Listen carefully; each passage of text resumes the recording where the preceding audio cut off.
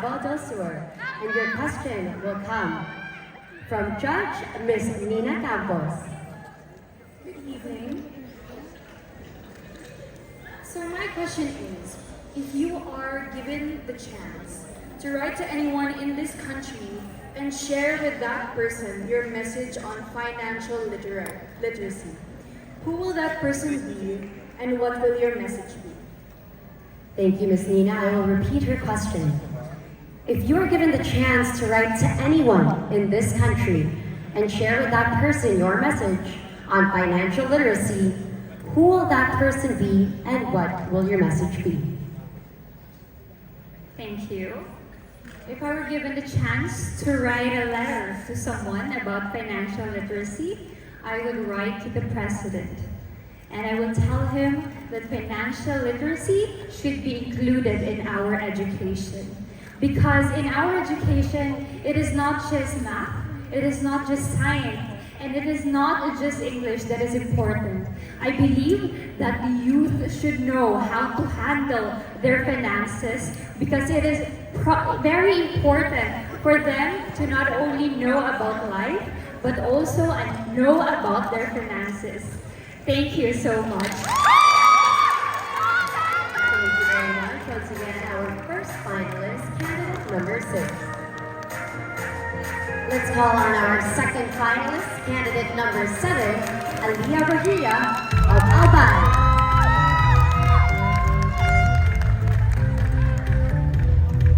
Candidate number 1. Okay, candidate number 1, your question will come from Judge Ms. Kaylin Trejano. Hello and good evening, Ms. Albay. You look so gorgeous tonight. Congratulations. So my question is, what advice on financial literacy would you give to your parents? Again, what advice on financial literacy would you give to your parents? So Aliw, what advice on financial literacy would you give to your parents?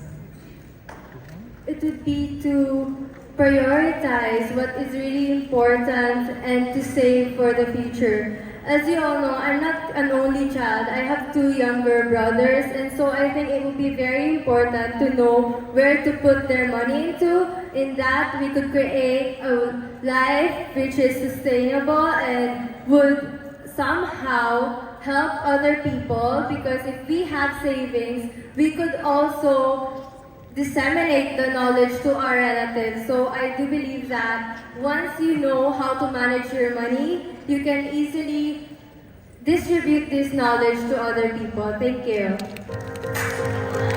Thank you very much. Our second finalist, candidate number 1, Aliw. Let's call on our third grand finalist, candidate number 8, Jasmine Omay from Surigao del Sur. Your question will come from Judge Ms. Maureen Montague. Hi, Jasmine. Your question tonight is, being in pageantry now requires a significant amount of investment. Aside from the prize money, what other ROI, return on investment, are you looking forward to winning in case you are crowned the next Miss CosmoWorld Philippines? So Jasmine, I'll repeat Maureen's question. Being in pageantry now requires a significant amount of investment. Aside from the prize money, what other return of investment are you looking forward to winning just in case you are crowned Miss CosmoWorld Philippines? If I ever get to win Miss CosmoWorld Philippines, when it comes to the amount of money that we use in pageantry alone is very much expensive. However, I do believe that an investment should not be expected right away, whether you win or you lose. Because for me, an investment takes a pretty long time in order for it to come back to you with good results. And I do believe if I ever win Miss CosmoWorld Philippines, I would be expecting to know more of who I am. And that's actually one thing I figured out tonight. Thank you very much. Once again, now Jasmine Omay, candidate number 8. Let's move on to our fourth finalist, candidate number 12 from Albay, Navidad.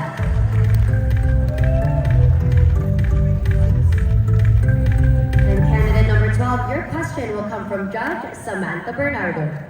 Hello, candidate number 12. Good evening. Your question is, in any financial undertaking, the benefits should outweigh the costs. What has so far been your most beneficial takeout from this pageant? And does it outweigh the costs you took? So I'll repeat the question. In any financial undertaking, the benefits should outweigh the costs. What has so far been your most beneficial takeout from this pageant, and does it outweigh the costs you took? It is a very common knowledge that pageantry is very expensive, but I am very grateful that this organization provided us with the knowledge about financial literacy. You see, coming from a very humble neighborhood, I always believed that financial literacy is my ticket to get out of the never-ending cycle of poverty. And for me, that knowledge is priceless. It outweighs all of the costs that I have invested for this pageant, and I am very much excited to share the knowledge and raise awareness about this so that it's not just about me, it's also about my people and of course, my country. Thank you! Thank you very much. Now let's call on our third finalist. We have candidate number 13, Rian McLean Dela Cruz. And your question will come from Judge Ms. Jamie Lim Malyari. Hello, good evening. So your question is, what has so far been the biggest financial management lesson that you have learned in your life that you would like to share with other women should you be crowned as Miss CosmoWorld Philippines? So I'll repeat your question. What has so far been the biggest financial management lesson that you have learned in your life that you would like to share with other women should you be crowned as Miss CosmoWorld Philippines? The greatest takeaway that I've learned in Miss CosmoWorld Philippines is to be financial literate. And I believe that being financial literate is something that women can empower. I also believe that a woman who is financial literate is also a woman who is empowered, who can empower. And I, from Malolos, Bulacan, saying that we may not know everything, but I believe that every woman is willing to learn anything. Thank you. Thank you very much. That was our fifth finalist from Malolos, Bulacan. We got two more to go. Let's call on our sixth finalist, candidate number 16, Rowella Frias. And your question is going to come from Miss Sanya Lopez. Hi, Rowella. Here's your question. Many years from now, you'll find yourself face to face with your 5-year-old kid, and you are about to share with the child a precious lesson on financial literacy. What is the first financial literacy lesson that you will teach your kid, and how will you do it? So I'll repeat Ms. Sanya's question.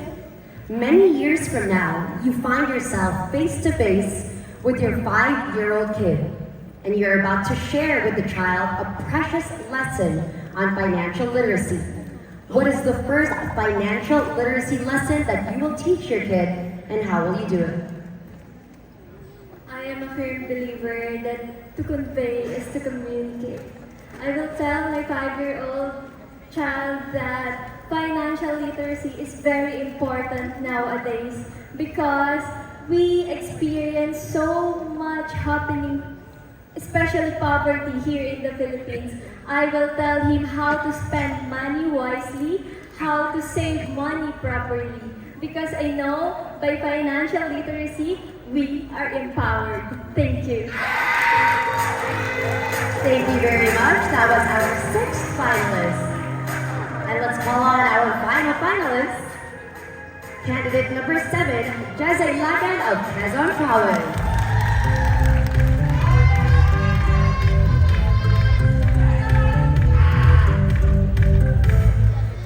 Hello, Jezza. Your question will come from Miss Carrie Lee.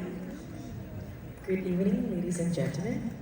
Alright, in a song, Madonna says that most women are material girls. Another song saying, diamonds are girls' best friend. Given the image of the materialism attributed to women, do you believe women are effective influencers for financial literacy? So I will repeat her question. In a song, Madonna says that most women are material girls. Another song says, diamonds are a girl's best friend. Given the image of materialism attributed to women, do you believe women are effective influencers for financial literacy? Good evening. I do agree that those songs are too beautiful, but we women should not rely or should not accept that we are just like those songs. We cannot be defined just like from those lyrics. Women are just like men. We are capable of doing incredible things, and also we can be financial literate and powerful at all times. And we should always remember that we women should always move forward empowered and also limitless Filipina. Thank you so much. Thank you very much. That was our seventh finalist, Trezay Laga. Let's give another round of applause to our top 7. The competition has ended. As we wait for the eagerly anticipated final results to be announced, let's enjoy performance by a theater actor and reporter.